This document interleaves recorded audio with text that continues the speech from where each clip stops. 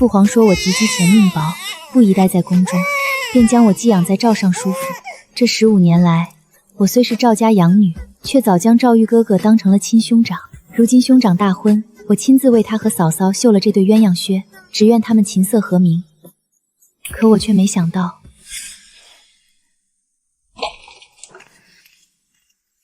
贱人，我看你是想勾引我相公，想上赶着当妾。我却成了嫂嫂的眼中钉，她觉得我这个妹妹会勾引自己的兄长。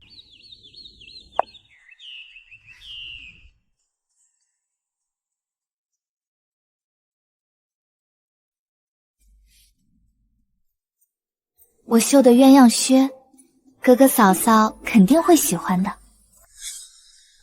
娘，嫂嫂，嫂嫂，总算把你盼进门了，以后咱们就是一家人。玉儿可有许多提己话要同嫂嫂说。好，你们姑嫂好好聊聊，一家人就要像这样和和睦睦。恭送母亲。嫂嫂，你看，这是玉儿给你和兄长的礼物。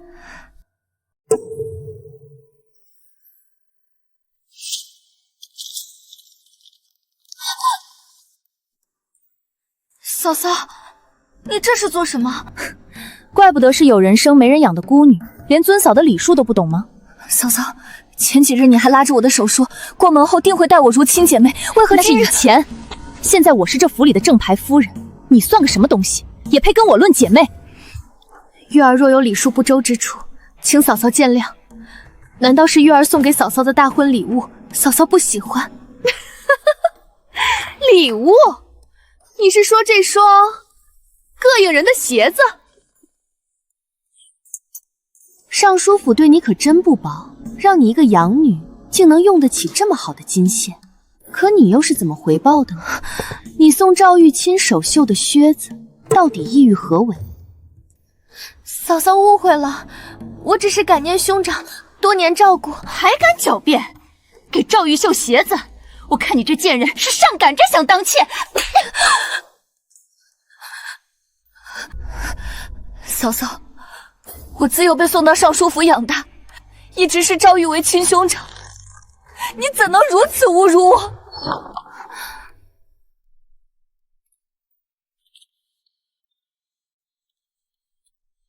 兄长，你来的正好，嫂嫂她……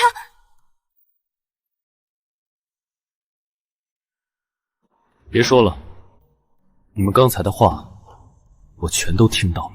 既然听到了，兄长应该知道我是被冤枉的。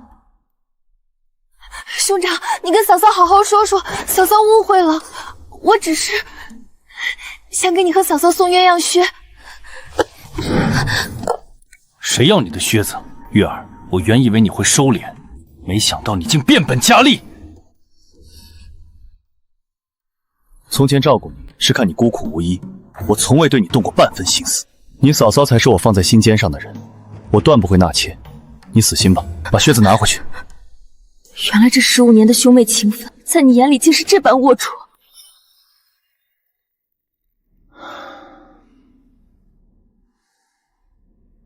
道长说月儿天生命薄，及笄前不可待在宫中。陛下，微臣愿领旨，将小公主接入府中抚养，臣一定护公主周全。赵爱卿，朕准了。太好了，月儿终于能出宫了。但月儿，你要切记，你是天皇贵胄，在尚书府不可投入太多感情。及笄之日，朕必接你回宫，恢复你尊贵的公主身份。原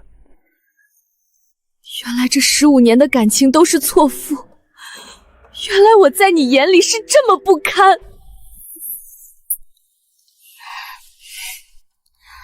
赵玉是我相公，不是你的。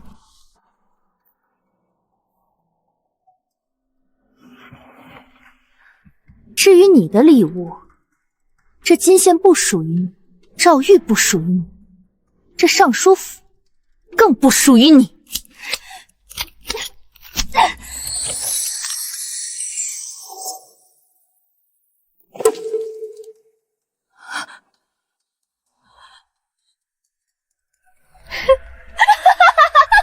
嫂嫂捡了靴子，想必还是不解气。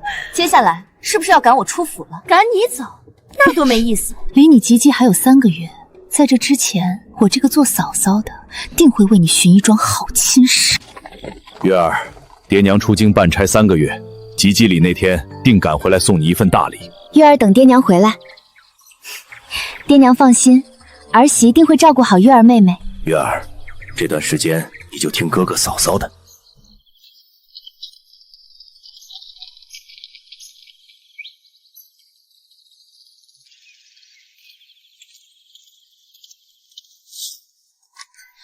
你们这是干什么？谁让你们搬的？是我让搬的。一个养女吃穿用度竟敢越过我这个正牌夫人，从今天起立金减半。这也是兄长的意思吗？这当然是你兄长的意思。你只是我赵府的养女，不能丢了尊卑。既然如此，嫂嫂想要的拿走便是。装什么清高？没了尚书府，你连饭都吃不上。这是什么？小姐，这些都是少夫人为您寻的良配。良配？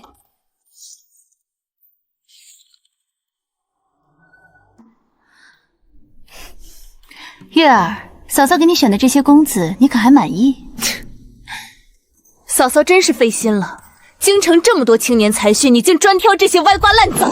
但是我不需要。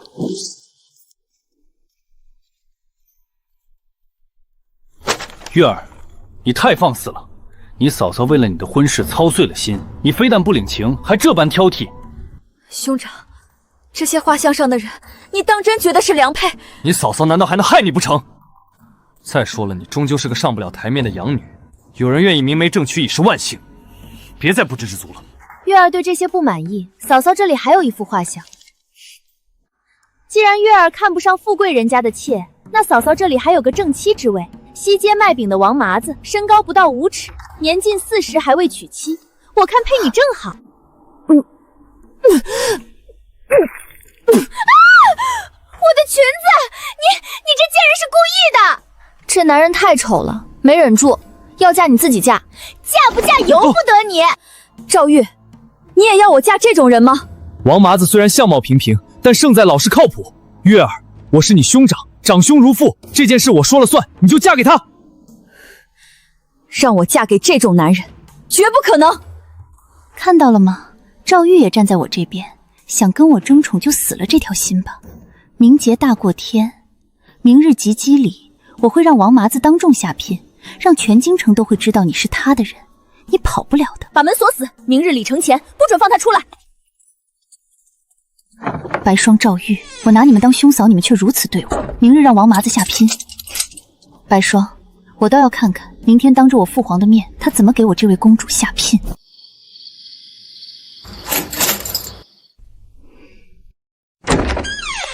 小姐，老爷夫人回来了。夫人说了，请月小姐盛装出席及笄礼。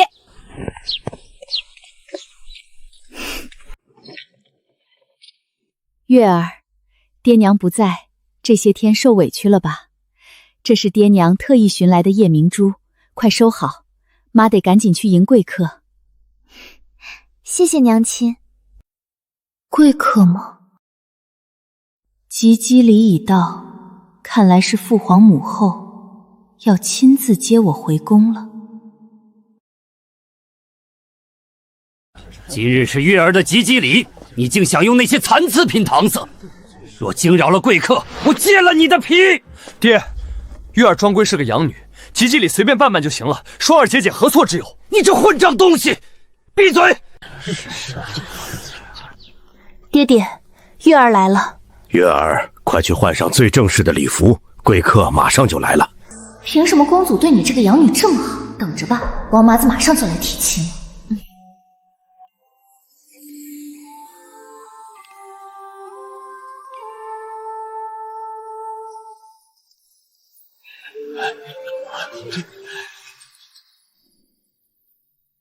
恭贺月小姐及笄，此乃西域进贡的红珊瑚，请笑纳。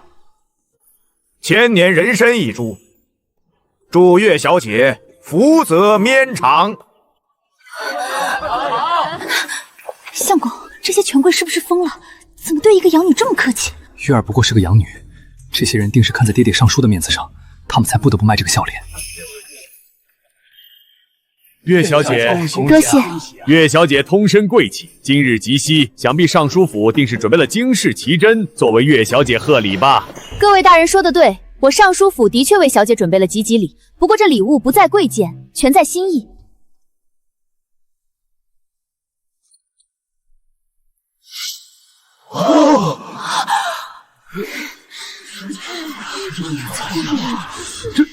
这就是尚书府嫡长媳送的吉吉礼。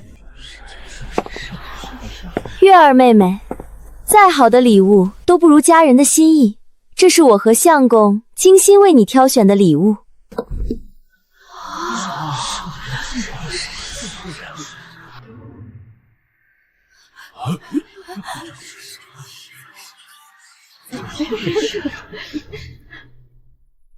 嫂嫂的礼物，月儿高攀不起。月儿，你嫂嫂送你礼物为何不接？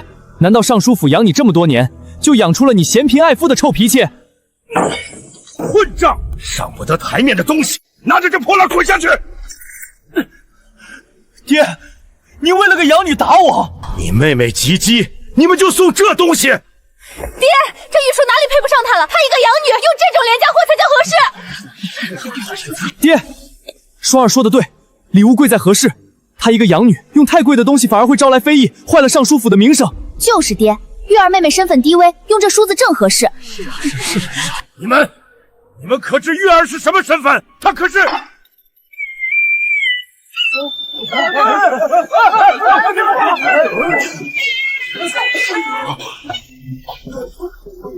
赵月小娘子，老子王麻子今日特来抬你进门做正妻啦！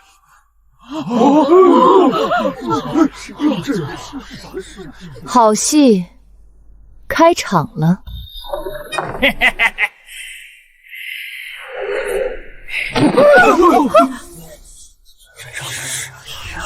赵月小娘子啊，瞧这细皮嫩肉的，跟着老子回去，保管你天天有热饼吃，晚上炕头热乎。荒唐，简直是斯文扫地！这等安杂泼财，也敢肖想尚书府的千金？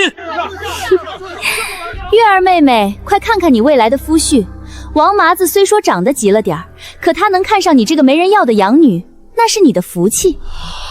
福气，白霜，这福气给你，你要不要？呸！小娘们装什么清高？要不是你嫂子给老子200两银子，说你是个急着嫁人的赔钱货，老子还不稀得来呢。月儿，你嫂子为了你的婚事操碎了心，我全都看在眼里，你可别辜负她的美意。爹，兄长和嫂嫂要我嫁给王麻子，你也同意吗？畜生！你竟敢联合外人作践月儿！你这心肠歹毒的毒妇！我当初真是瞎了眼才让你进门。玉哥，爹娘疯了，他们竟然为了个外人打我！爹，月儿不过是个寄人篱下的孤女，她的亲事本就该由我们做主，王麻子哪点配不上她了？逆子，你这个逆子！哎呦喂，这亲还结不结了？老子聘礼都抬进来了，你们尚书府想赖账不成？这小娘们，老子今天非抬都不可！兄弟们，给我抢人！混账！你们把月儿给我放下！小美人儿，你就从了我吧！皇上，皇后娘娘驾到！赵爱卿，朕今日来给月儿提膝，倒想看看是谁要强朕的女儿。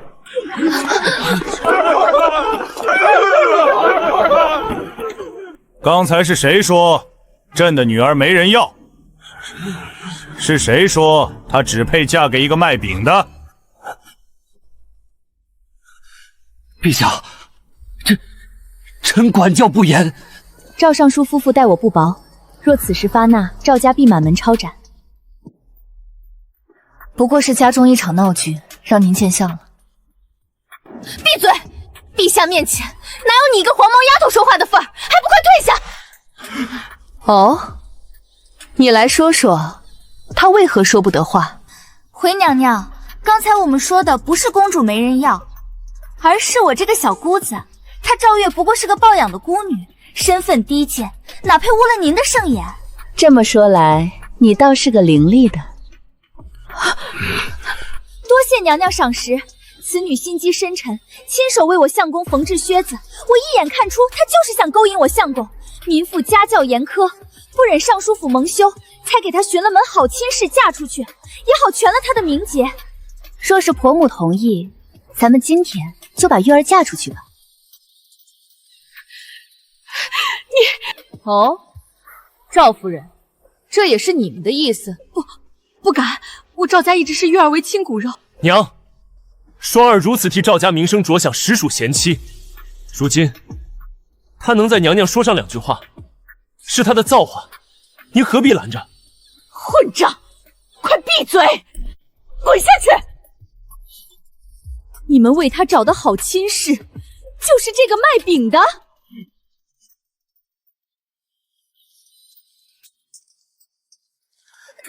正是，民妇也是精挑细选。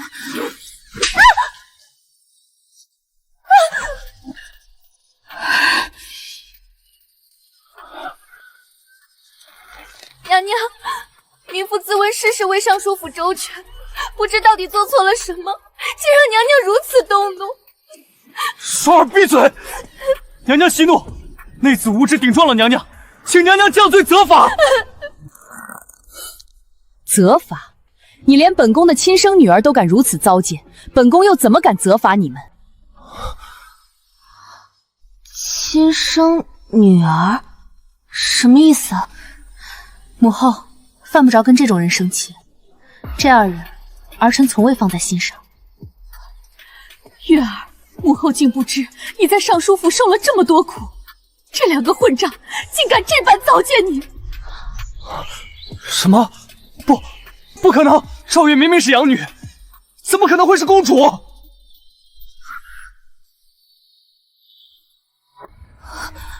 她真的是公主！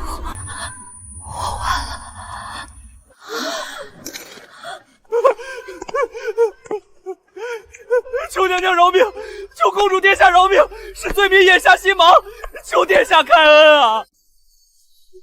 月儿，不，公主殿下，是臣眼瞎，是臣被猪油蒙了心，求娘娘饶命，求公主饶命啊！滚开，别碰朕的女儿！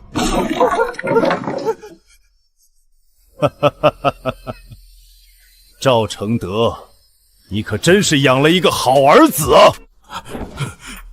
臣管教不严，教子无方，致使公主受辱，臣有辱家风，请陛下降罪。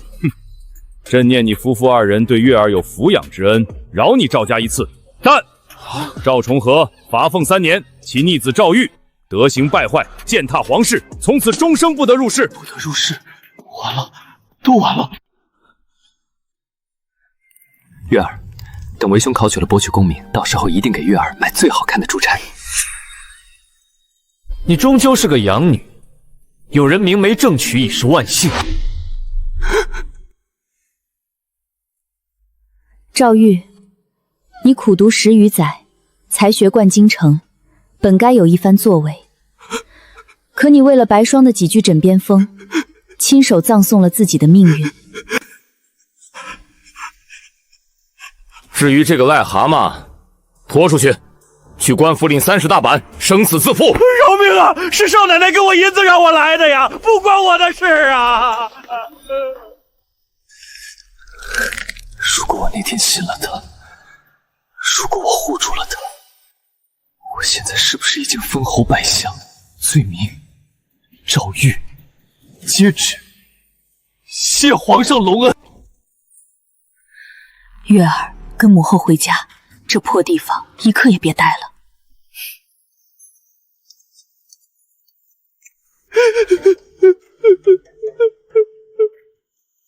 传朕旨意，即日起恢复公主封号，赐居朝阳宫。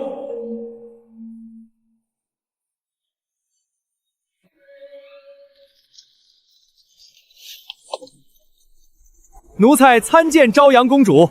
陛下说了，这些年让公主受苦了，库房里的奇珍任凭公主挑选。父皇母后有心了。尚书府的3个月，白霜苛刻我丽尹，却不知我这朝阳宫的任何一件摆件，便抵得撞他10个尚书府。公主，按规矩，您今日该去各宫娘娘那儿拜见。听闻白贵妃性子薄虑，您可要当心。白贵妃，白霜的姑姑。公主在宫外做的事，白贵妃恐怕都知道了，她恐怕会对公主不利。无妨，我原以为回了宫，只需陪母后扯扯家常，吃吃点心便能安稳。可有些人怕是见不得我安稳。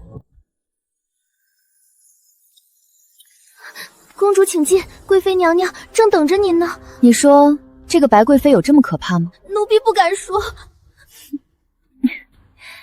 那就让我自己去会会她。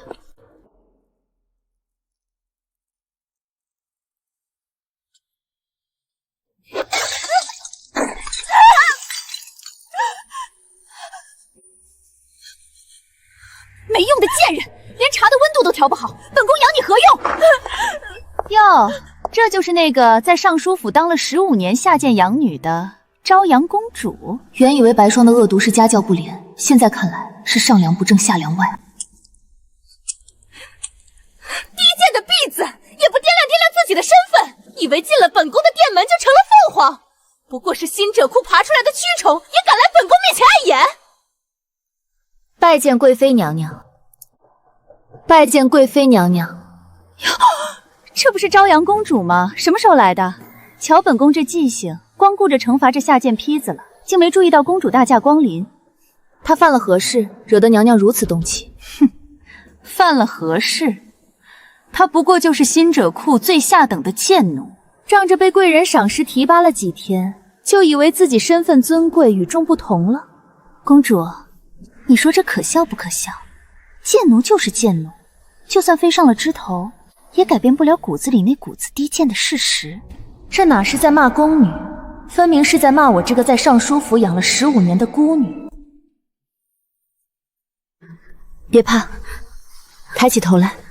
入新者库前，你家世如何？回公主，奴婢父亲获罪前正4品，奴婢原是府中嫡出千金。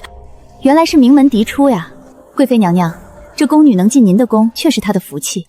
不过她分明生于显贵之家，却不知是哪个眼皮子浅的，竟跑到娘娘跟前乱嚼舌根，说她低贱，害得娘娘被蒙蔽了双眼，失了宽厚之风。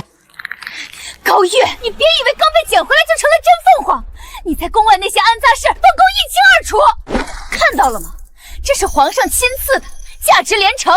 你一个在寒门长大的野丫头，这辈子见过这种珍品吗？既然娘娘这么喜欢，那便好好留着吧。这宫女我瞧着有眼缘，今日便向娘娘讨个人情，收了她。你凭什么？就凭本宫是嫡出长公主，讨个奴才，难道还要看偏妃的脸色？高月，你不过是刚回宫的野丫头，竟敢在我景仁宫公然抢人！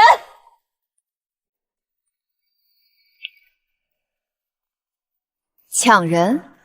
贵妃娘娘这话严重了。本宫乃母后嫡出，父皇亲封的朝阳长公主，身份尊贵，血统纯正。今日瞧着宫女顺眼，想讨个奴才使唤，难道还要看你一个偏妃的脸色不成？你竟敢说本宫是偏妃！这是本宫给娘娘补的见面礼，虽抵不上父皇送我的那些稀罕，但也够娘娘留着赏玩一阵子了。起来，跟本宫走。高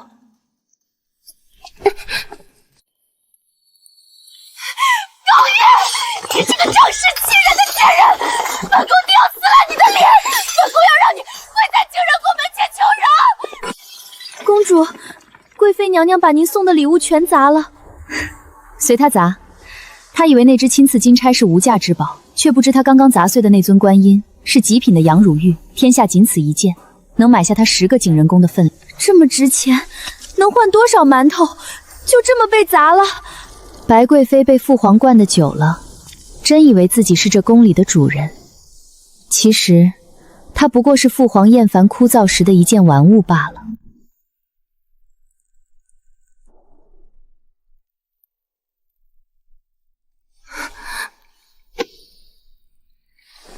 谢公主救命之恩，小婵愿为公主效犬马之劳。小婵，从今天起，你就是我朝阳宫的人。在这深宫里，只有比恶人更恶，才能活得长久。这宫里的风向该变变了。说吧，你在景仁宫待了这些年，白贵妃和尚书府那位白夫人到底是什么关系？回公主，白贵妃正是白霜夫人的亲姑母。白家这些年在京城横行，全仗着贵妃娘娘在宫中得宠。怪不得白霜那股子刻薄劲儿，竟是一脉相传。赵玉，你若不休了这毒妇，我便在这尚书府生生饿死。他害得你丢了仕途，害得赵家沦为京城笑榜，你还要护着他？玉哥，双儿错了，双儿也是为了你好啊！若你休了我，我便只有死路一条了。你忍心看我身首异处吗？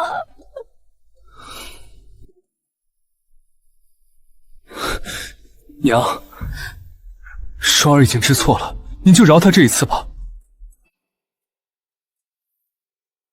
孽子，真是孽子啊！公主，都打听清楚了，尚书府现在鸡犬不宁。赵觉为了白霜那个贱人，把老夫人气晕过去了。赵觉还是那个老样子，耳根子软，是非不分，就是可怜了我的养父母。那白霜毒辣至此，竟然还能在尚书府赖下去？赖下去？他以为有白贵妃撑腰就能高枕无忧了。白贵妃这棵大树若倒了，我倒要看看白霜还能往哪儿躲。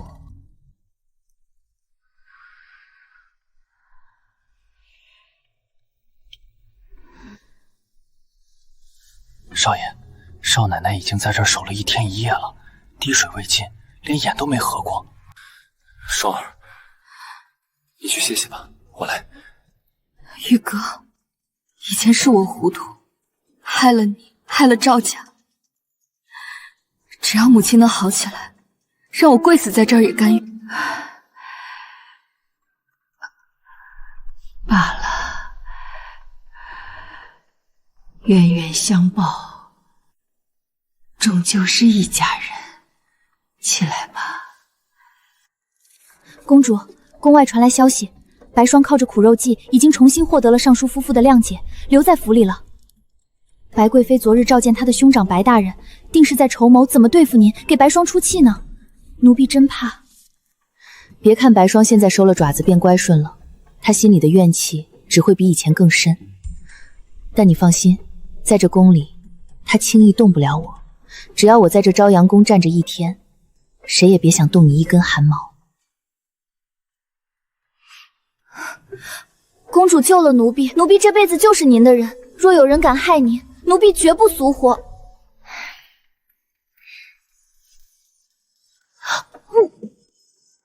老天爷给了你这么一张漂亮的嘴，是让你尝遍天下美食的，可不是让你胡说八道的。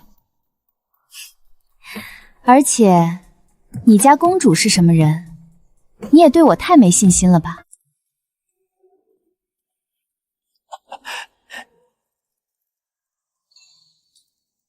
这孩子来的正是时候，白家能不能重回鼎盛，全看本宫这肚子争不争气了。娘娘放心，家里都安排好了，只是那朝阳公主如今盛宠正浓，咱们不得不防。防？本宫不仅要防，还要请她亲眼来看看本宫的富贵。高月以为进了朝阳宫就能高枕无忧。姑母，一定要让他尝尝求生不得，求死不能的滋味。我要他跪在我脚下求死。春宴之上，我要让他身败名裂，再无翻身之日。启禀公主，贵妃娘娘喜怀龙种，邀请公主去景仁宫一同沾沾喜气。知道了，退下吧。公主，白贵妃这胎怀得突然，如今父皇特许白霜父女进宫省亲，她偏偏点名让您过去，这明摆着是鸿门宴。她怀了龙种，尾巴自然要翘到天上去。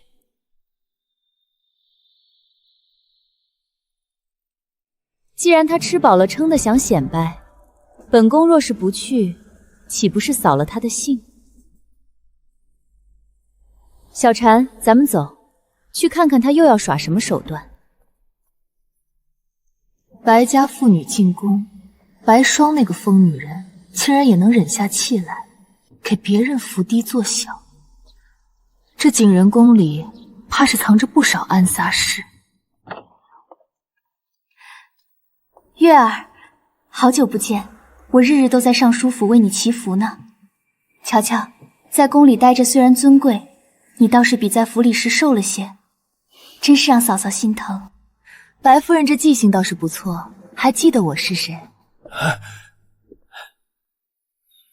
这三人聚在一起，那眼神可真不像是兄妹和姑侄，倒像是一群分赃不均的赌徒。朝阳来了，坐吧。本宫如今有了身子，见不得血光，也听不得大声。双儿，还不快给公主赔罪？以前那些事，就当是你们小姐妹闹着玩了。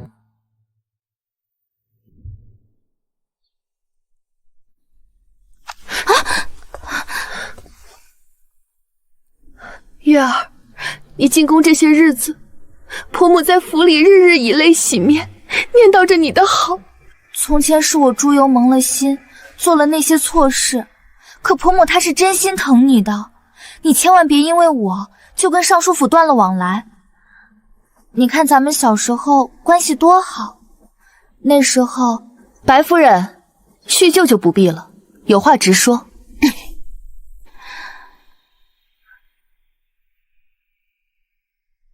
月儿，你回来吧，大家真的很想你。我想通了，我不该捡那双靴子。既然你对相公情深意重，我这个当嫂子的理应成全。我已经求得公婆同意了，只要你肯回来，就让赵玉娶你做平妻。到时你还是尚书府的人，咱们姐妹共侍一夫，也是一段佳话。只要你肯再去皇上面前求个情，许赵瑜重新入仕，咱们这一家人就彻底周全了。是啊，月公主，入仕对赵玉来说就是命根子，只要您肯驱动，大家往后都是皇亲国戚，多好。平妻，我堂堂当朝长公主，嫁给一个被贬为庶民的前义兄做小，还得搭上皇室颜面去求情。白家这群人还真是把厚颜无耻刻进了骨子里。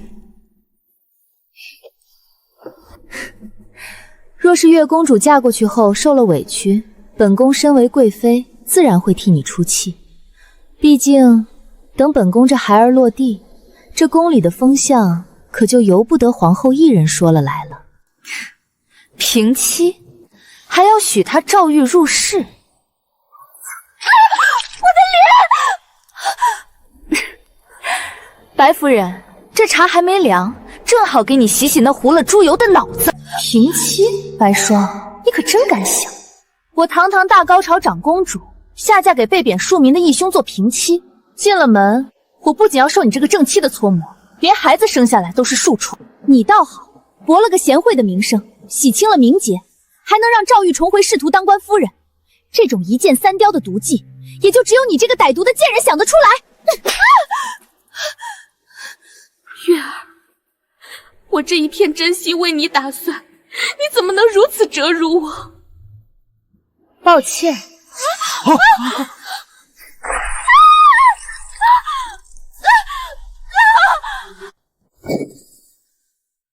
高月，你放肆！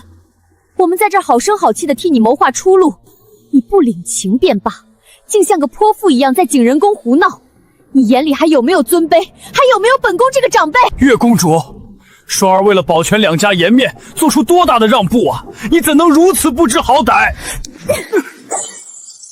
好意，贵妃娘娘，这算盘珠子都崩到本宫脸上了，您管这叫好意？让公主做平妻，乱伦常，毁皇誉，还能顺便拉薄你们白家的便宜女婿。娘娘这算盘打得可真是响彻云霄，恐怕全京城的人都要被您这好意给震碎了三观。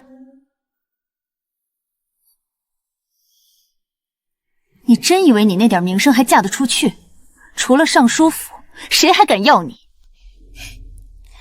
高月，本宫劝你认清现实。你以为你还是那个清清白白的公主？及笄礼上，那卖饼的王麻子当众提亲，全京城谁不知道你跟那等安杂泼财扯上了关系？官宦人家最重脸面，谁还会屈尊降贵娶你回去做正妻？我们这一片好心，让你回尚书府做平妻，已经是你莫大的幸运了，别不知好歹。娘娘，犯不上跟这么个不知进退的黄毛丫头动气，肚里的孩子重要。这可是咱们白家，不是皇家的希望。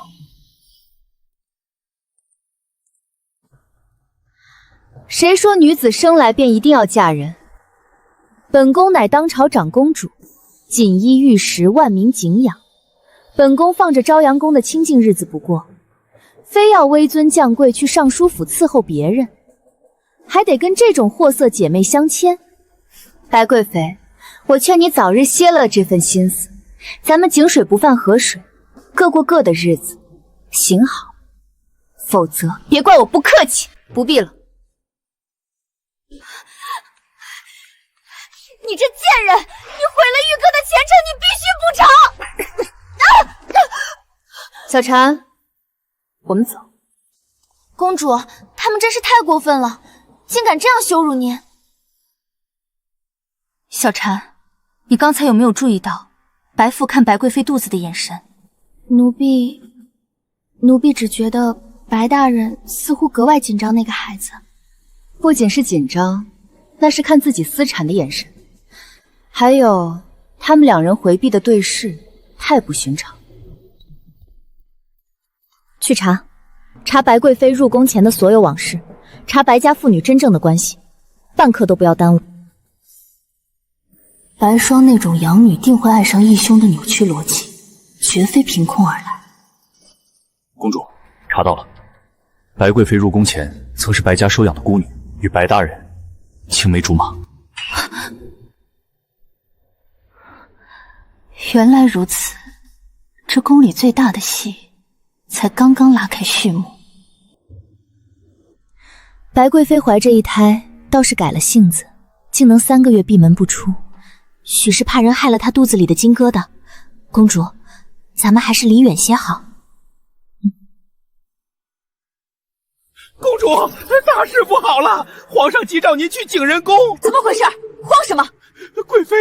贵妃娘娘肚子里的孩子没了，太医说是中了漫毒，孩子没了。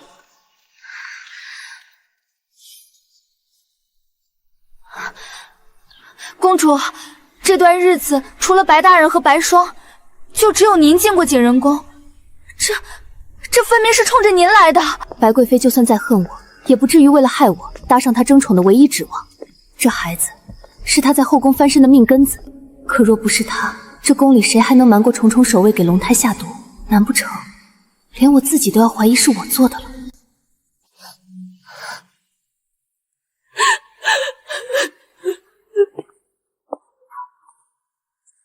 拜见父皇。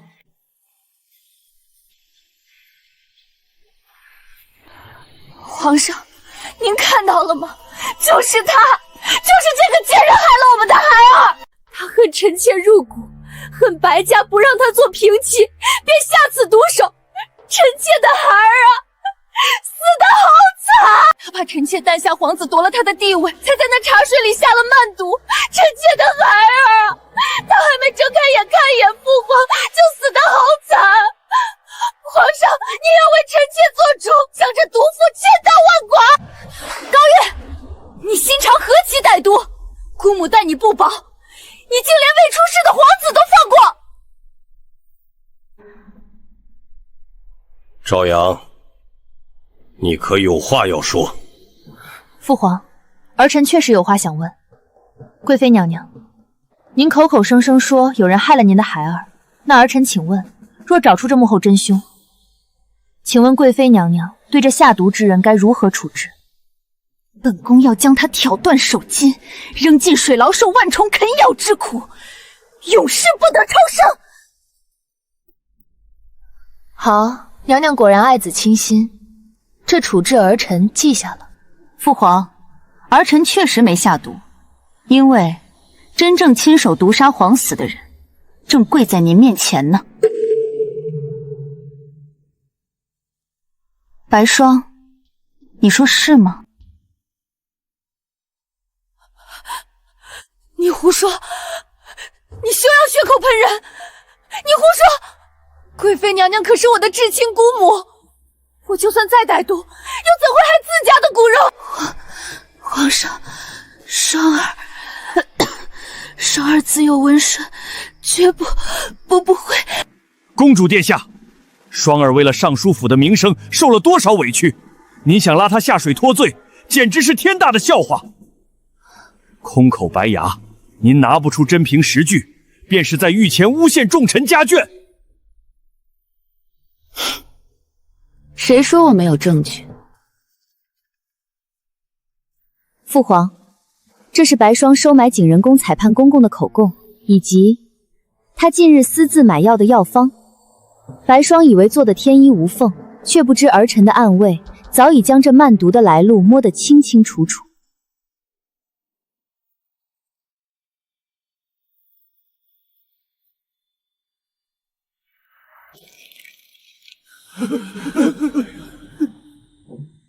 你们简直是找死！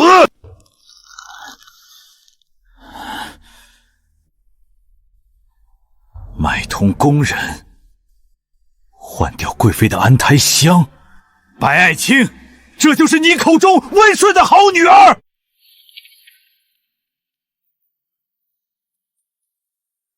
陛下冤枉啊！臣什么都不知道啊！父皇，白霜毕竟是儿臣昔日的玩伴，也是尚书府的庶女，儿臣想再给她一个主动交代的机会，饶她一条性命。白姐姐，您说是吗？白姐姐，咱们以前那么好，我真的不希望看到你这副样子。这样吧，我把你和你的贴身侍女阿莲分开提审。若你们都不认罪，我便求父皇放了你们；若你们都认罪，从轻发落，在景仁宫前刻100个响头，去辛者库自生自灭。可若是其中一人认罪，另一人继续抵赖，认罪之人无罪释放，抵赖此人便要去受那万重穿心之苦。高月，你的算盘落空了。阿莲对我忠心耿耿，绝不会污蔑我，没做过就是没做过，我怕你不成？把他带下去，和他的侍女分开审问。启禀父皇，阿莲的纸上写满了白霜如何记恨姑母受宠，如何设计买毒下毒的过程，而这份白霜的口供，则是诉说阿莲被外人收买陷害白贵妃，和她白霜无关。把那2个贱人带上来！阿莲，你这贱货！当年你快憋死的时候把你买回来，你这个不忠心的狗，竟敢反咬主子！小姐，是你自残世到极点，若奴婢不认罪，此刻被抓去喂虫子的就是我了。皇上，都是阿莲做的，是她怀恨在心，想拉白家下水。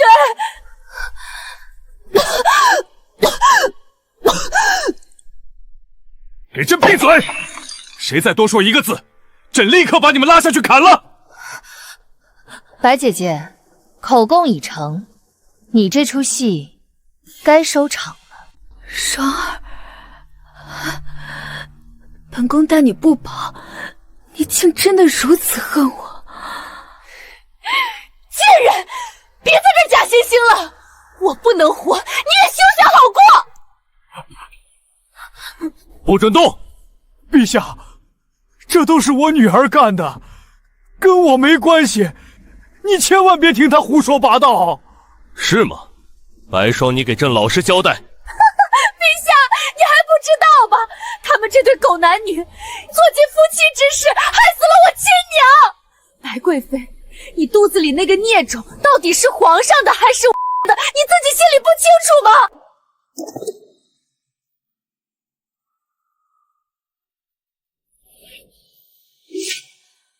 贵妃，真的是这样吗？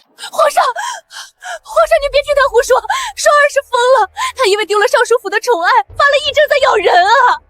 臣妾对您一心一意，臣妾腹中的孩子真的是您的血脉啊！皇上，您可在往日的情分上杀了这个疯女人，杀了她！陛下圣明，臣对陛下忠心耿耿，绝不敢做出这等灭绝人伦之事。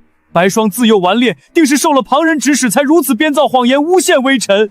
陛下，臣愿以全族性命担保，臣与贵妃清清白白呀！清清白白，白大人，刚才白姐姐可是说你们害死了她的亲生母亲。父皇，若白大人觉得冤枉，查一查白家当年的旧案，再验一验贵妃腹中那未成形的胎儿，一切自然水落石出。验！给朕彻查白家九族，若有一字属实，朕要白家满门鸡犬不留。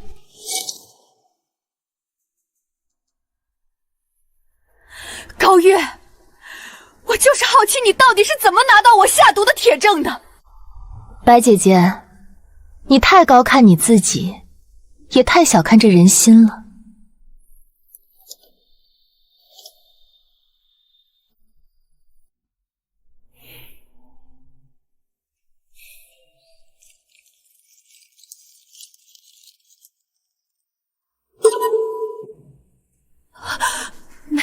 没有证据，你们是在诈我！我说了，我全说了，我自己把白家送上了断头台。这世上本就没有完美的犯罪，若你们心中无鬼，这一纸空纸又能奈你何？可惜啊，你们白家家人的骨子里就刻着自私，只需一场戏，你们自己就会像疯狗一样，把精心掩盖的真相撕烂了呈到本宫面前。本宫筹谋一生，竟毁在一张废纸上，毁在你这个黄毛丫头手里！自作聪明，报应全是报应啊！传朕旨意，白氏妇女秽乱后宫，毒杀皇嗣，混淆血脉，白父凌迟，白贵妃赐白绫，即刻执行。高月，你赢了。你赢了。至于白霜，既然疯了，便让他磕够100个响头，就让他自生自灭吧。儿臣恭送父皇。放开我！公主，白府老管家求见。公主殿下，求您开恩，给我家小姐一条活路吧！如今白家树倒猢狲散，下人全跑了，白霜小姐疯癫成性，被关在柴房里，连口热粥都喝不上啊！不出3日，定会饿死冻死的。白霜意图毁我终身，白贵妃构陷皇室，白家所做的一切皆是自作自受。老奴知道小姐罪该万死，可她如今神志不清，整日只念叨着小时候吃的糖葫芦、糯米团子，求公主看在往日情分上。小婵，取1两银子给她，只准够他们糊口。谢谢，谢谢。公主，那白霜以前那样欺负您，您为何还要帮她？不是帮她，是与过去彻底了断，仁至义尽。此后我高月与白家再无半点瓜葛。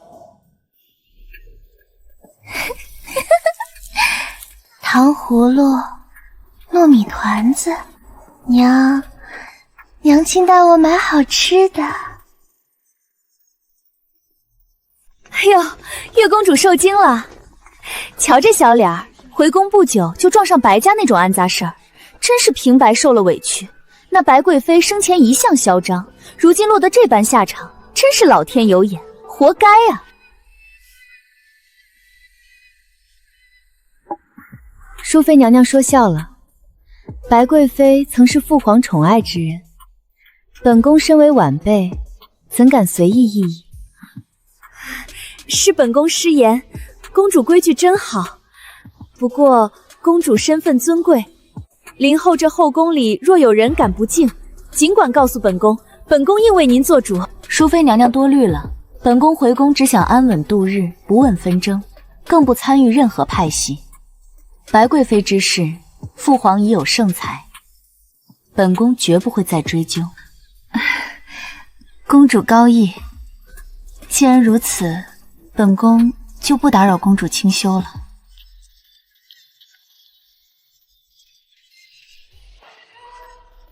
这位朝阳公主看着温和，实则心思深沉的可怕，绝不好招惹。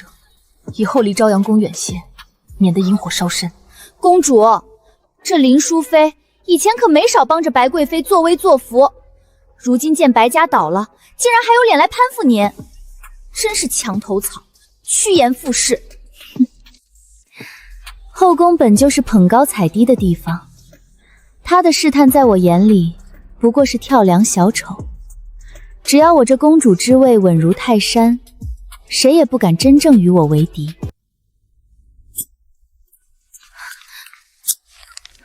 公主，尚书府那边递了拜帖，您猜是谁？是那位被皇上亲下圣旨终生不得入室的赵玉，他居然还有脸来求见。当初他帮着白霜羞辱我时，可曾想过今日？如今落魄了，想必是来求您去皇上面前说情的。让他就在宫门口候着，本宫乏了，半个时辰后再说。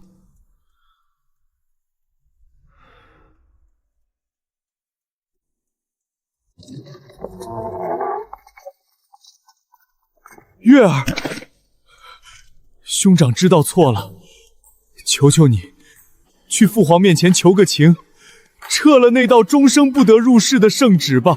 我苦读10几年圣贤书，一心想金榜题名，如今终生不能入室，我与废人有什么区别？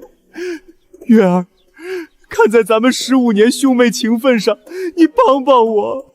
赵玉，你还记得白霜剪碎我绣了半月的靴子时，你说了什么吗？你说我是寄人篱下的养女，心思龌龊，上赶着想给你做妾。我那时是被蒙蔽了。那你还记得集集礼上你帮着白霜把我推向王麻子时是什么嘴脸？你说那是白霜的美意，我不该不知好歹。15年兄妹情分，在你眼里，我不过是个可以随意践踏的玩物。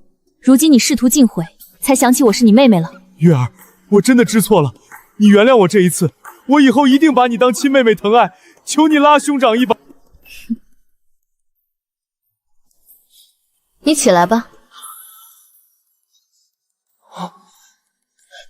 月儿，我就知道你心里还是有我的。我服你，不是心软，而是想明明白白的告诉你，我高月的兄长只能是皇家血脉，绝不是你这个眼瞎心盲的平民赵玉。你终生不得入室，是父皇金口玉言亲下的圣旨，无人能改，更无人敢改。你我15年的情分，在你选择帮白霜欺辱我的那一刻，就已经被你亲手斩断了。月儿别怕，兄长永远是你的一道墙。等我金榜题名，定要在这京城最繁华的街上，为你操办一场全天下最风光的及羲礼。月儿，我真的后悔了，我怎么能亲手毁了那个满眼都是我的妹妹？那双靴子，我本该穿上一辈子的。不是啊，不是。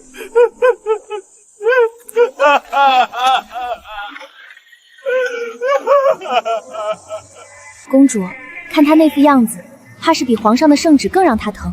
这辈子她都要活在这悔恨里了。有些错做一次便是万丈深渊，容不得反悔。赵玉，是你亲手杀死了那个叫赵月的姑娘，如今这世上只剩下朝阳公主。月儿，是我教儿无方，总得那孽障如此糊涂，让你白白受了15年的委屈。娘亲对不起你，更对不起皇上和皇后啊！娘亲，快起来！您待我有15年的养育之恩，悉心照料之情，月儿片刻不敢忘。赵玉的错是他自己识人不清，心性不坚，与您和爹爹何干？我已经把那孽子关进祠堂了，日日罚他跪满3个时辰反省，可就算打死他，也弥补不了他对你的伤害啊！如今他被终生禁考，整个人都垮了，闭门不出，滴水不进。老爷天天在府里唉声叹气，我这心里真是像油煎一样。娘亲，赵玉虽有才华，却无定力，极易被身旁之人左右。即便没有父皇的圣旨，他这般性子入朝为官，也早晚会惹下泼天大祸。与其让他在仕途里担惊受怕，不如让他专心治学，开馆授徒，做个清闲的一代才子，反倒能安稳一生。玉儿想得周全，对，让他去治学，再不惦记那仕途了。我这就回去安排。公主，您为何还要为赵公子为那赵玉着想？他当初那般对您，让他烂在泥里才好呢。恩是恩，怨是怨，养母与我有恩，我不能让她余生都活在对我的愧疚里。至于赵玉，我给出的不过是一条求生路，而非原谅。他的错，我这辈子都不会原谅。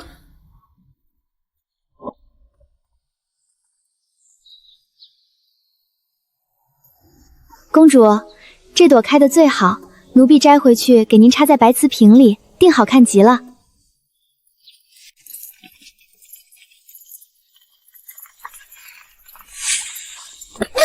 滚开！没长眼的贱婢，敢挡理财人的路！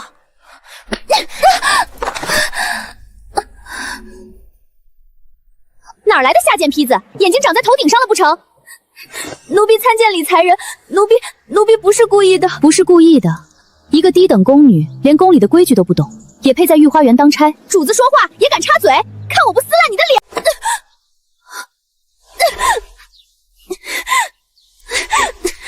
他已经道歉了，你区一个宫女，何必如此咄咄逼人？你又是哪来的闲人，也敢管我们理财人的闲事？哦，我当是谁呢？原来是那个没在宫里长大的野公主啊！怎么，在外面当养女当惯了，回来就想在理财人面前摆公主架子？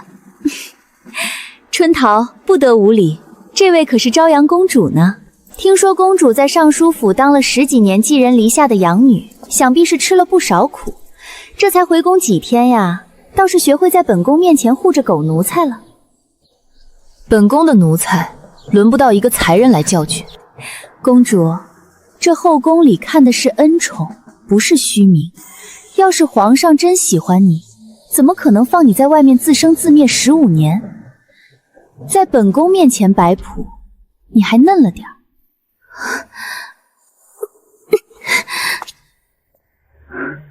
疼不疼？公主，是奴婢给您惹麻烦了。不是你惹麻烦，是有人活腻了。月公主刚回宫，大概还不懂这宫里的深浅。宫中尊卑有序，下人犯错，主子代为教训是天经地义。你这半路被捡回来的公主，根基尚浅，还是少管闲事为妙。就是，我们才人可是皇上眼前的新宠，公主若还识相，就别给自己惹麻烦。公主，算了，咱们走吧。奴婢不疼，别跟他们争了。理财人，看来该学规矩的是你。第一，这御花园是皇家重地，不是你李家后院。第二，小婵是本宫朝阳宫的1等女官，轮不到你品阶的宫女教训。第三，宫规严明，尊卑有别。你一小才人见本公主而不行礼，甚至当众嘲讽，这就是你口中所谓的规矩。高月，你别给脸不要脸！你以为你还是什么金枝玉叶？皇上不过是看在皇后面子上可怜你，你还真把自己当颗菜了。因为我曾在尚书府待了15年，回宫无旧部，无势力，在你眼里，我自然是好欺负。既然知道，就给本宫乖乖闭嘴，否则本宫定让你在这后宫寸步难行。没听见我们才人的话吗？赶紧跪下给才人道歉！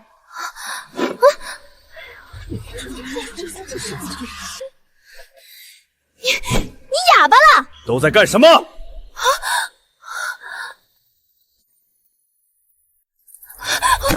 上，臣妾参见皇上。儿臣参见父皇。玉儿，受惊了没有？有没有伤到哪里？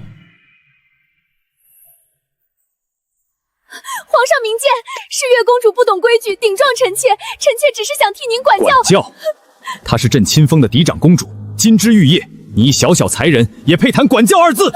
朕还不知，原来在这后宫，才人已经可以骑到公主头上作威作福了。臣妾不敢，臣妾知错。李氏失德，冲撞公主，贬为庶人，即刻打入浣衣局，终生服劳役。至于这个恶奴，乱棍杖毙，丢出宫去。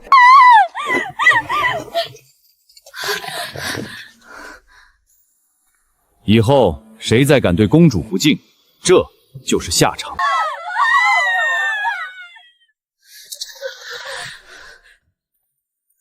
月儿，有没有伤着？那起子烂心肝的东西没惊着你吧？儿臣让父皇费心了，不过是些口舌之争。你是朕失而复得的嫡长公主，朕不护着你，护着谁？记住了，以后再有人敢在你面前放肆，不必忍，直接给朕打回去，打坏了有朕给你兜着。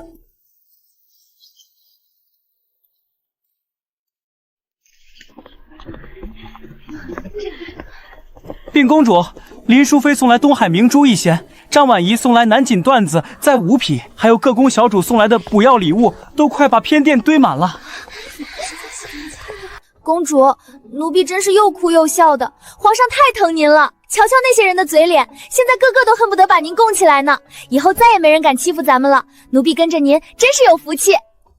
小婵，我说过，只要有我在，这世上就没人能再伤你一根汗毛。这一仗打掉的不只是一个理财人，而是这后宫里所有想踩着我上位的心思。哎呦，朝阳公主真是生得如天仙下凡，难怪皇上将你捧在手心里。公主啊，有件事儿，本宫想跟你商量商量。太妃，不知您今日是来？本宫今日来不为别的，只为那李才人。李家那丫头也是年轻不懂事，毛毛躁躁冲撞了你。你看你如今日头正盛，何不大人有大量，抬抬手饶他这一回，也全了你宽厚贤德的名声。太妃说笑了，那惩戒是父皇亲口下的圣旨，白纸黑字盖了玉玺的。朝阳不过一介公主，哪来的胆子去篡改父皇的旨意？话虽如此，可李家家世显赫，朝中门生故事不少。你若肯松口，将来李家必会感念公主大恩，为你所用。公主，这可是稳赚不赔的买卖。到时候公主和陈王在一起，陛下那可是求之不得啊。那是为了公主好吗？那是想让公主违抗圣旨。太妃，李氏以下犯上藐视皇亲，这是后宫大忌。今日我因家事饶了他，明日人人都有样学样，岂不是谁都能骑到本宫头上？到时候乱的是后宫规矩，丢的是皇室颜面。这罪名太妃担得起，朝阳可担不起。朝阳公主，你当真是一点口子都不肯松，半点面子都不给本宫？不是不肯，是不能。皇家威严不容买卖。小婵，送客。哼。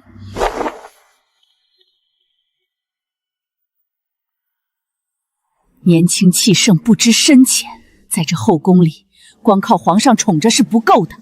走着瞧，迟早有他吃苦头的时候。公主，刘太妃走的时候脸色难看极了，她可是宫里的老人，万一她在背后使坏记恨咱们，那可如何是好？她记恨便记恨吧。小婵，记住了，在这一丈红墙之内，只有手中的恩宠与母族的身份才是最硬的底气。至于这些想倚老卖老、道德绑架的旧人，本宫既然敢拒，就不怕他跳。既然朝阳公主想讲规矩，那本宫就教教她什么叫宫里的旧规矩。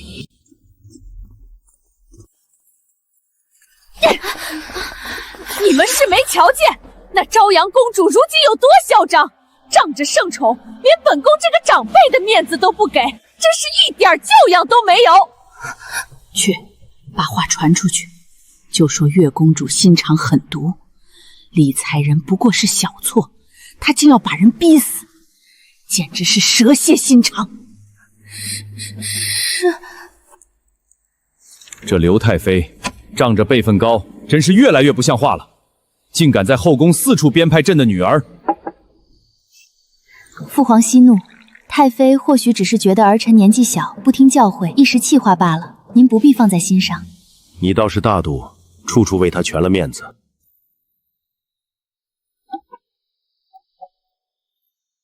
但朕说过，绝不让你受半点委屈。传皇上口谕：刘氏干预后宫，造谣公主，扰乱宫规，德行有亏。即日起禁足清宁宫，无诏不得出。撤去半数份例，带走闲撒宫人。什么？皇上竟为了那个野丫头进本宫的族？公主，您瞧瞧，这是刘太妃求爷爷告奶奶托人送来的道歉信，那语气卑微的，像个刚进宫的小宫女，再也没了往日的威风。这就叫搬起石头砸自己的脚，看以后谁还敢乱嚼舌根。不必理会，安分守己本可在这宫里颐养天年，若不安分，自有天收。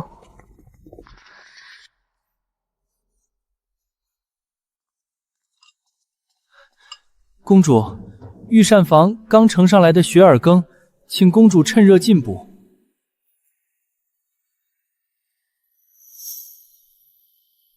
等等，这羹是谁做的？是御膳房的张公公亲手熬的，刚出锅就送过来了。张公公一向谨慎，绝不会在羹汤里留下这股子色味。本宫再问你最后一次，是谁让你送来的？公主饶命，奴才该死！是白家的远亲，他们给了奴才50两银子，让奴才在汤里加点东西。奴才也是一时糊涂啊！白家都已经覆灭了，竟然还敢买通宫人谋害公主，简直是丧心病狂！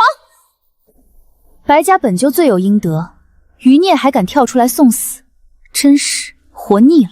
放肆！白家余孽竟敢如此猖狂，手都伸到朝阳宫里来了！传朕旨意，即刻起，全城搜捕白家所有远亲余党，凡有牵连者，不必受审，一律当众斩首，绝不姑息。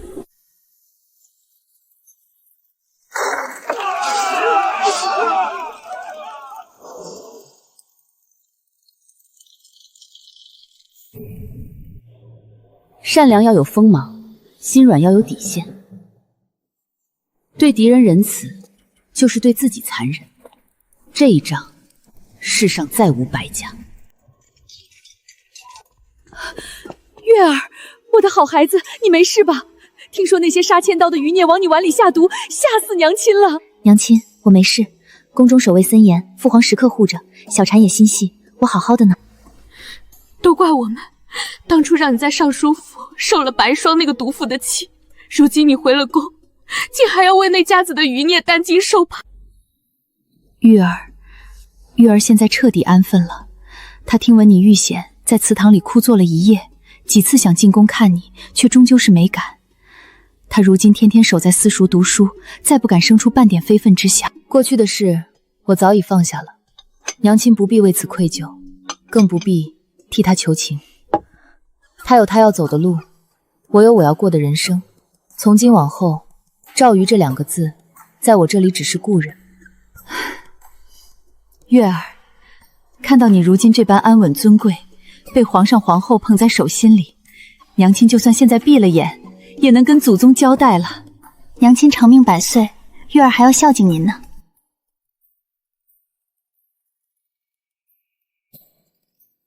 但恩是知恩，月儿没忘。赵家护过我的情，我用这世的尊荣还给尚书夫妇。至于赵宇欠我的账，他得用一生去还。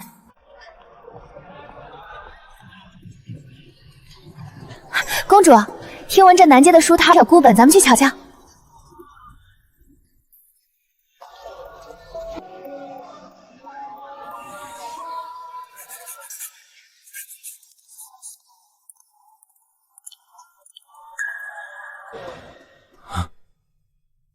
瞧瞧，那不是曾经傲气上天的尚书府大公子吗？得罪了公主，被终身禁考，如今落得帮人抄书度日，真是现世报，活该！当初他那般欺辱自家妹子，谁能想到那是当朝公主？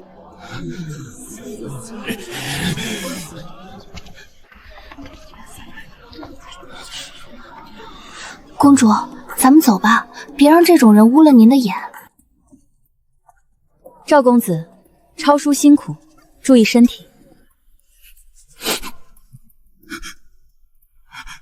月儿，你还愿意同我说话？我叫高月，大高朝嫡长公主高月。参见公主殿下，千岁！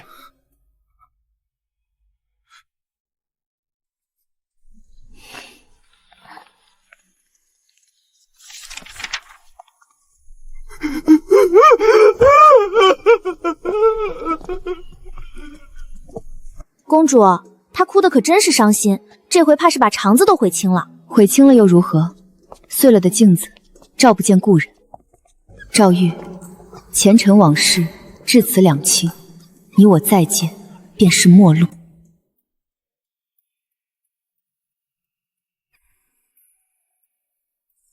公主，尝尝这盏茶。如今满京城谁不知道，您才是全天下最尊贵、最受宠的嫡公主。寄人篱下15载，一双靴子碎了我的旧梦，身份归位3月余，满宫鲜血洗了我的委屈。现在的我，不再是那个会因为被兄长误解而心碎的孤女赵月，我是高月，大高朝嫡长公主，父皇母后的掌中珠。这一世，我不依附于任何男人，不委屈于任何权势，我就是我自己的主宰。小婵，你说，女子这一生，当真非要嫁人不可吗？只要有公主在，奴婢一辈子都不嫁人，奴婢要永远陪着公主，看尽这世间的繁华。没错，此生我高月一生，不为情宅所斗，在这盛世荣华里，守住本心自由，护住身边之人。我要做我自己的太阳，再不需要向别人借光。